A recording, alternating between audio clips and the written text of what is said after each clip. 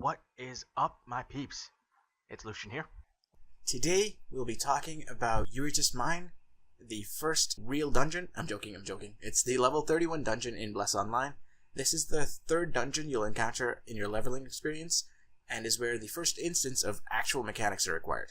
Not saying it's super difficult or anything like that, but you'll notice that it's not a complete face roll like the other previous dungeons. The individuals in your party will actually have to do some work, and will have to have a general idea of how to play their classes. We start off with some green gas on the ground, which is poisonous. You just sprint through it and maybe take 1 tick of damage, no big deal right there. From there we encounter our first mob, burn through it and move on. On the ground and in the water there are 3 traps. Be careful to avoid these as they will hurt a lot. Especially if you're running the dungeon for the first time and haven't upgraded your gear much, you'll definitely feel it. Past these are 2 additional mobs. Kill them, nothing too special. Tank takes aggro and the rest of the team pumps out as much damage as possible, and then it is on to the first boss, Surma Mimbre. I think I'm saying that right. This boss is relatively straightforward. She starts off standing her own. Don't let her fool you. She's got a boyfriend. After you hit on her for the first time, her boyfriend shows up, and he is one of those jealous jock type guys. He sees a bunch of people hitting on his girl and he is pissed. He aggroes to different party members randomly. Don't worry about him. Take his girl out. Once she's gone, he breaks down and starts crying, and it's just a mess. If he aggroes onto you, kite him around the area and try to minimize the damage he does to you while focusing on Surma. Besides his regular autos, he'll do 3-pronged telegraphed smash that will stun and hurt, so try to avoid it. It's as simple as walking out of the telegraph. Surma herself will drop some AoE circles on the floor around team members and a big AoE around herself. Just step out of them and you're good. The main tip for this fight, when kiting the boyfriend, try not to take him to your teammates. If they have to move out of the way, then that means they have to slow their DPS, so the fight just takes a little bit longer, so keep a lookout for them. After the fight is done, it's back on the road to clearing more trash mobs again. Tank's got a tank and DPS got a DPS, yo. Again, avoid the green gas. Someone farted and it will burn your nose.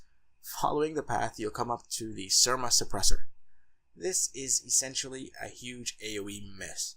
After pressing F on the Surma, waves of mobs will start to spawn. Initially 3, then another 3, then the fun actually begins. The mobs will be trying to attack the Surma crystal, so you'll have to clear them as fast as possible. For me, I switched over to my AoE stance, just to help out with the DPS. Everyone should be gathered around the crystal. This way it's easier for the healer. AoE heals and switching between stances if necessary. Of course, use your skills as needed and don't just face roll, but essentially, you're trying to burn through the waves before you're overwhelmed, as there's no timer as to when the other waves will spawn. Or they don't wait until the first wave is killed, they just spawn no matter what. Even if you are ranged, try not to kite around too much, as if you get too far away from the group, that would make it harder on the healer. The ranged DPS should also be focusing on the archer mobs when they spawn. Those will end up targeting the healer and again, making it more annoying for them. So keep your eyes peeled for the archers hanging on the edges and focus them down as soon as possible. After about 8 or 9 waves, the real boss will spawn. The tank should have his taunt ready at this point, as things can get dicey if the mobs aren't cleared properly. The major attack that you'll have to watch out from the big boss is a 7-pronged attack. It is telegraphed, so make sure to step out of it. Other than that, it turns into a tank and spank. If the Surma Suppressor is destroyed, unfortunately you'll have to restart this whole portion again. Now, after you've cleared the boss, destroy the chest and yay, you get some loot. Now, we move on to the real big portion of the dungeon. More trash mobs. Woo! Only 2 things of real note here. The Queen Termite and the Deformed Worker Foreman. The Queen Termite will summon mini termites if she's not killed fast enough, so once she's aggroed, focus her, otherwise the fight gets a whole 0.01% more annoying. The Deformed Worker Foreman is a little tankier with some AoE attacks, but again, just burn her quickly and you're all good. After those guys are cleared, we arrive at Forster Bardot. This is a straight tank and spank. Essentially, tank aggros and everyone just focuses him down as soon as possible. He does a room-wide AoE, which roots everybody in place, and that's the major thing you have to look out for. Now, with the damage nerf that we received, it will take a little longer to kill him, which gives him the chance to transform into a giant chomper from Plants vs. Zombies. Nothing's really changed even if he does transform. Just focus him and DPS as much as possible, and he'll be dead a few seconds later.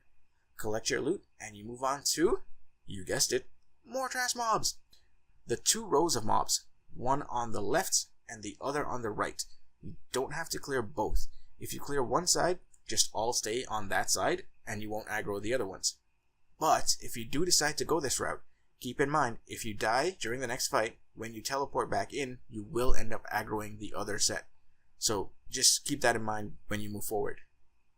Now we have the final boss, Markel. This one is a little tougher, of course, last fight, right? So, see the 3 crystals in the back? Remember those. The tank should pull Markel to the door and tank him there. Everyone does as much DPS as you can, and after he gets down to about 67% health, he'll start running to the crystal on the left. Stop DPSing him as soon as you see him start running for the crystal and focus on that crystal. Don't stop until it breaks. Do as much damage as you can, because if he does absorb it, he gets a little bit of a heal and gets stronger. After that, he'll curse you and cast a bunch of circles all over the ground. The safe areas are the rocks on the left of the room and next to the door. Get out of those circles not to die and help your healer not rage at you. Repeat this process for the second crystal. At this point, some adds will spawn.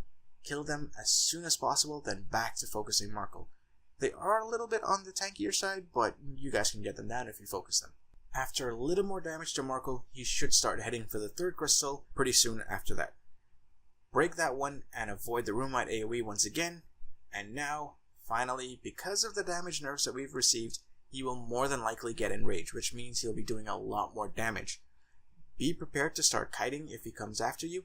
Continue DPSing as much as you possible while you're kiting, and he should be done. Collect your loot, and congratulations on your clear. You've just beaten Urutus Mine, the level 31 dungeon. That's it for today, peeps. Take it easy, and I'll hopefully see you in the next one.